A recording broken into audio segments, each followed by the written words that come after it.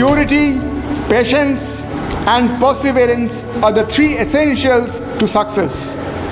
And above all, love. আমাদের খুব ভালো লাগছে যে তোমরা এই কোটেশনটা সিলেক্ট করেছো এবং পারসিভারেন্স, পেশেন্স এই জিনিসগুলো নিয়ে তোমাদের মনে প্রশ্ন আসছে। এই কোটেশনটার মধ্যে বেশ কয়েকটি এরিয়া, বেশ কয়েকটি দিক আছে। একটা হচ্ছে পিউরিটি, একটা হচ্ছে পেশেন্স, একটা হচ্ছে পারসিভারেন্স। পেশেন্স মানে ধৈর্য, পারসিভারেন্স লেগে থাকার ক্ষমতা, লেগে থাকবো, ছাড়বো না, পারসিভারেন্স। অ্যান্ড পিউরিটি, পিউরিটি বলতে এখানে যেটা মেন জায়গা সেটা হচ্ছে I got to B pure towards my own emotion. আমি নিজের ওপর অনেস্ট কিনা, আমি নিজের ফিলিংয়ের ওপর অনেস্ট কিনা, আমি নিজেকে সিরিয়াসলি নিচ্ছি কিনা, আমি যেটা ঠিক করছি সেইটাকে সিরিয়াসলি নিচ্ছি কিনা, whether I am pure to my self. Purity বলতে এখানে আমি নিজের ওপর, নিজে যেটা চিন্তা করছি, নিজে যেটা ঠিক করছি, নিজে যে প্রজেক্টটা আরম্ভ করছি বা যে প্রোগ্রামের মধ্যে থাকছি তার ব্যাপারে আমি অনেস্ট কিনা, whether I am honest towards my feeling, honesty towards myself, পিওরিটির একটা বিরাট দিক। এইবার যে দুটো জিনিস প্রচণ্ড ইম্পর্টেন্ট, মানে আমরা যদি দুটো পায়ে দাঁড়িয়ে থাকি, আমরা তো দাঁড়িয়ে আছি, দুটো পায়ে দাঁড়িয়ে আছি, রাইট? দুটো পায়ে ব্যালেন্স করে আমরা দাঁড়িয়ে আছি। এই দুটো পাকে যদি আমরা কম্পেয়ার করতে হয় লাইফের সঙ্গে, তাহলে একটা হচ্ছে পেশেন্স আর একটা হচ্ছে পারসিভিয়ারেন্স। যে কোনো সাকসেস, যে কোনো প্রোগ্রাম এই দুটো পায়ের উপর দাঁড়িয়ে থাকে, ধৈর্য এবং লেগে থাকার ক্ষমতা। এই দুটো খুব ইম্পর্টেন্ট, কারণ আমরা যে কোনো জিনিসই আরম্ভ করি না কেন, যে কোনো প্রোগ্রাম আরম্ভ করলাম বা যে কোনো প্রজেক্ট আরম্ভ করলাম বা যে কোনো জিনিস, আমাদের ধৈর্য দেখাতে হবে। এবং তার সঙ্গে সঙ্গে কি, কন্টিনিউয়াসলি সবাই বলবে না হচ্ছে না, সমাজ বলবে হচ্ছে না, এইভাবে করে না, এইভাবে কর, এরমভাবে হয় না। এটা তো নর্মাল, এই সেন্টেন্সগুলো নর্মাল, সবাইকে শুনতে হয়েছে। স্বামীজিকে প্রচণ্ডভাবে শুনতে হয়েছে। স্বামী বিবেকানন্দকে এমন কোনো নেগেটিভিটি নেই যে যাকে ফেস করতে হয়নি, প্রচুর নেগেটিভিটি ফেস করতে হয়েছে। That is life. এবং উনি এই প্রত্যেক কটা নেগেটিভিটির ওপরে উঠেছেন। কী হবে? এই পেশেন্স, পারসিভিয়ারেন্স। পারসিভিয়ারেন্স মানে লেগে থাকার ক্ষমতা, আমি লেগে থাকবো, আমাকে কেউ ছাড়াতে পারবে না, আমি যদি ঠিক করি আমি লেগে থাকবো, দ্যাট ইজ পারসিভিয়ারেন্স। এইবার এই পেশেন্স এবং পারসিভিয়ারেন্স এই দুটো জিনিস আমি ঠিক করে মেনটেন করবো কীভাবে? দ্যাটস ওয়াই স্বামী বিবেকানন্দ, স্বামীজি বলেছেন অ্যাবাভ অল লাভ, ভালোবাসা। ভালোবাসা থাকলে আমাদের ধৈর্যটাকে আর ধৈর্য মনে হবে না। সবাই বললো পারিস না, এরকম করিস না, এইভাবে হয় না, সেটাও আমাদের নেগেটিভিটি মনে হবে না। কারণ আমি ওই পার্টিকুলার সাবজেক্ট ম্যাটার, ওই পার্টিকুলার প্রোগ্রাম, ওই পার্টিকুলার ফিলোসফি, আমার বিশ্বাসকে ভালোবাসছি।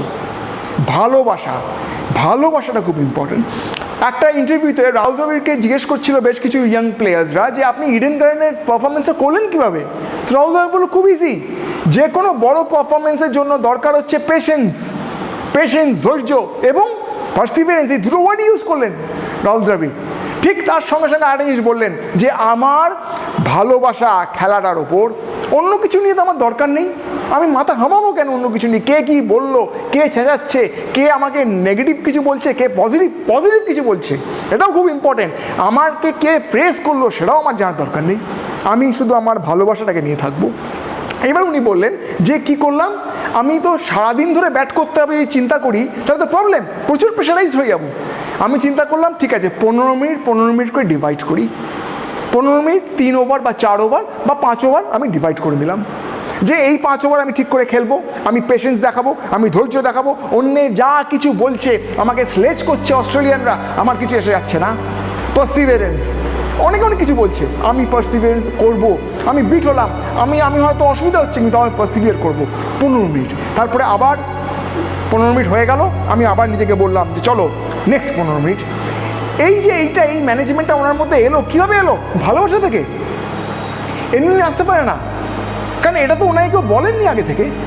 উনি এবার আমাদের বলছেন, উনি এবার বিভিন্ন স্টুডেন্টসদের বলছেন, ওরা জানতে পারলো। কিন্তু জানলে শুধু হবে না, that is only in information. আমরা যেটা বলছি তোমাদের সেটা অনলি ইনফরমেশান। এটাকে গ্র্যাব করবে কীভাবে, এটাকে অ্যাসিমিলেট করবো কীভাবে? ভালোবাসা থাকলেই করতে পারবো, নাহলে করতে পারবো না। আমার মধ্যে যদি সেই ভালোবাসাটা থাকে আমার নিজের ওপর, আমার নিজের বিশ্বাসের ওপর, আমার নিজের প্রোগ্রামের ওপর, তাহলে আমি অন্যের কাছ থেকে শিখবো, অ্যাসিমিলেট হবে। খুব ভালো লাগলো তোমরা এই কোশ্চেনটা সিলেক্ট করেছো। এবং নেক্সট কোশ্চেন,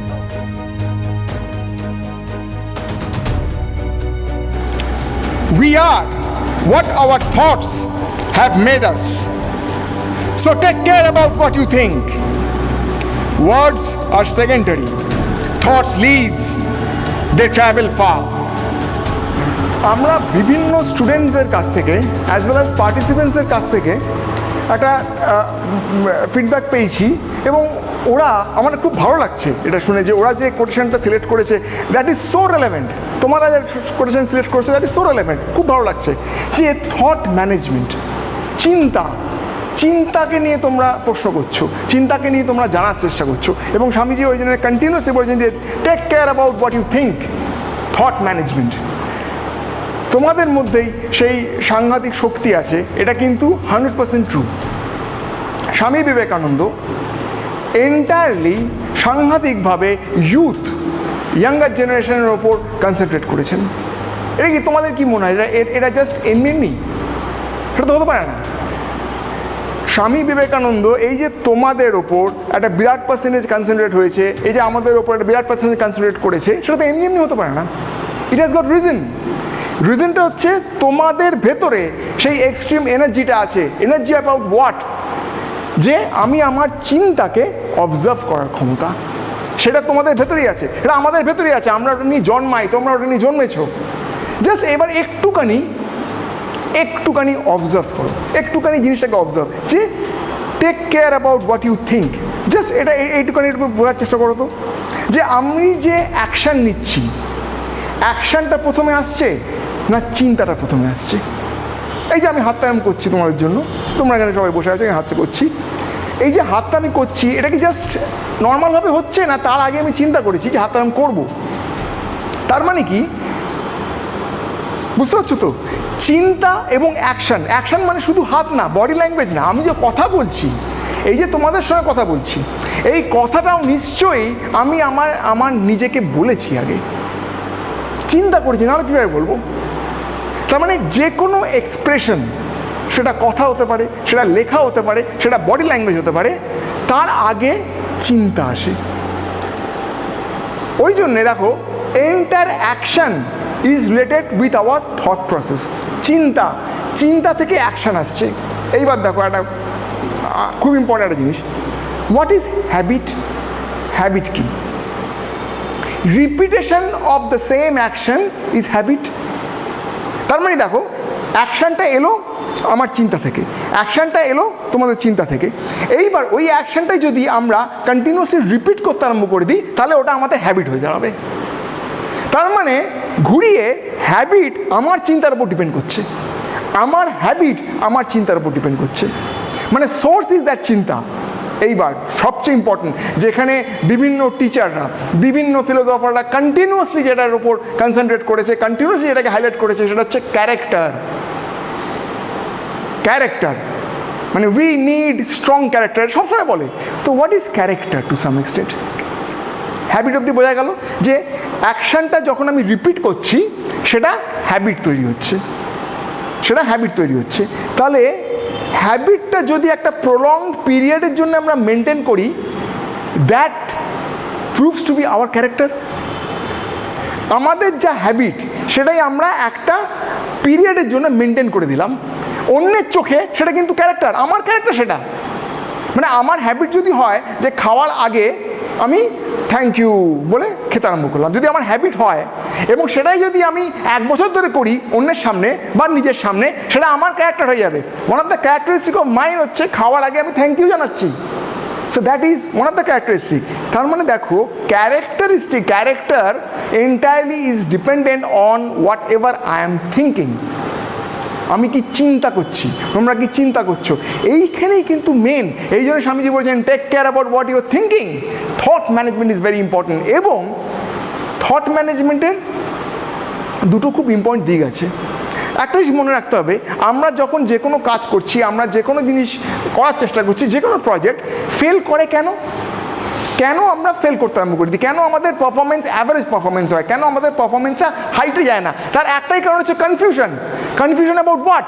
কনফিউশন আমি পারবো কি পারবো না। আমি যখন এখানে দাঁড়িয়ে বলছি আমি কি পারবো কি পারবো না, হয়তো মনে মনে বলছি পারবো কি পারবো না, এই যে কনফিউশন পারবো কি পারবো না, এখান থেকে I am not in a position, আমি আমার 100% দিতে পারছি না। মনে করছি 100% দিচ্ছি, কিন্তু অ্যাকচুয়ালি 100% দিতে পারছি না। তার কারণ হচ্ছে কনফিউজ হয়ে যাচ্ছি। আমার মন থেকে বলছে, আমি নিজেকে বলছি পারবো কি পারবো না, ঠিক না ভুল, এটা কি ভালো না ওটা খারাপ। এই চিন্তাই কনফিউশন। এই যে confusion, it leads to so many negative aspect. তার মানে কি এটাও কিন্তু চিন্তা। এই কনফিউশনটা তো চিন্তা, এটা তো আমার সামনে আসছে না, অন্য কেউ বলছে না আমাকে যে না তোরটা ভালো হলো না, বলছে না তো, আমি বলছি ভালো না খারাপ, ভালো না খারাপ, দিস চিন্তা।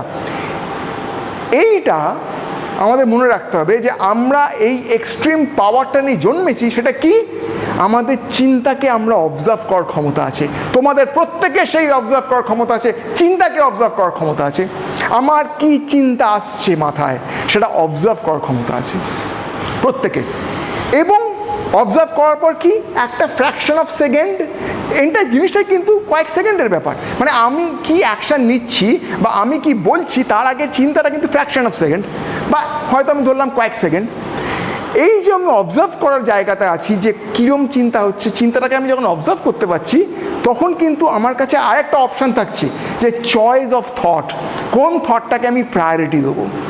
থট এলো দুটোই আমার মাঝখানে, আমার মাথায় এলো যে আমি পারবো কি পারবো না, কিন্তু তার সঙ্গে সঙ্গে এটাও এলো নিশ্চয়ই পারবো, নিশ্চয়ই পারবো, আমি স্বামীজিকে মানি, নিশ্চয়ই পারবো। এইবার কোন থটটাকে আমি প্রায়োরিটি দেবো। আমার প্রচুর স্টুডেন্টদের সঙ্গে বলেছে, মানে শুনেছি প্রচুর স্টুডেন্টদের বলেছে যে আগে কত ভালো ছিলাম এখন খারাপ। What is that? Basically thought. Past নিয়ে কিছু এসে গেল না। Basic spirituality is to be in present. আমাকে প্রেজেন্টে থাকা, that is the main motto of spirituality. প্রেজেন্টে, ফিউচারও না পাস্টেও না। তার মানে কি আমি যখন বলছি আমি কত ভালো ছিলাম এখন আর নেই, তাহলে পাস্টে লেগেছি, সেটা তো থট। বা ওই যে ফিউচারে দুশ্চিন্তা, ফিউচার নিয়ে দুশ্চিন্তা প্রচুর মানুষের হয়। What is that? What the source of that দুশ্চিন্তা? পাস্টে ভালো ছিলাম, প্রেজেন্টে এখন কাঁপছি, ফিউচার তাহলে কী হবে? ইনসিকিউরিটি কিন্তু বেসিক্যালি ফিউচার নিয়ে, এবং সেটা ডিপেন্ড করে পাস্টের ওপর।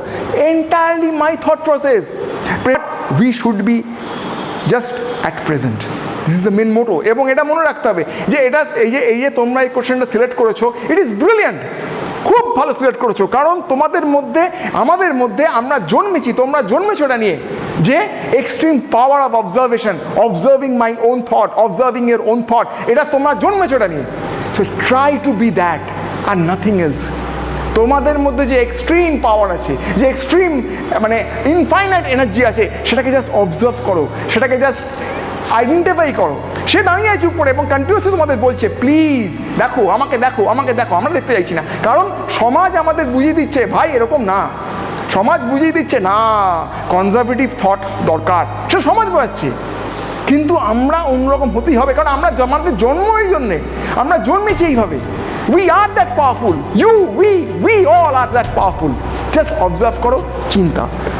এবার চিন্তাকে অবজার্ভ করার কয়েকটা করার প্রসেস আছে, সেটা নিশ্চয়ই আমরা পরের সেশনে তোমাদের সঙ্গে নিশ্চয়ই ডিসকাস করবো যে প্রসেসটা। বাট যে একটা জিনিস মনে রাখবে যে কোনো অ্যাকশানের আগে আমি কিছু second time pi. Just try to see your thought process. Just আমি দেখবো কি চিন্তা করছি এবং অপশানটা কী নিচ্ছি। Entire life, the quality of life will entirely depend on what option we are taking about thought process. আমরা কোন চিন্তাটাকে এনকারেজ করছি, আমাদের এন্টায়ার কোয়ালিটি অফ লাইফ তার উপর ডিপেন্ড করবে যে কোন চিন্তাটাকে আমরা এনকারেজ করছি। তোমাদের মধ্যে সেটা আছে, প্লিজ চেষ্টা করো। 100% হবে, হবে না মানে 100% হবে। ওকে, ঠিক আছে, থ্যাংক ইউ, ভেরি গুড।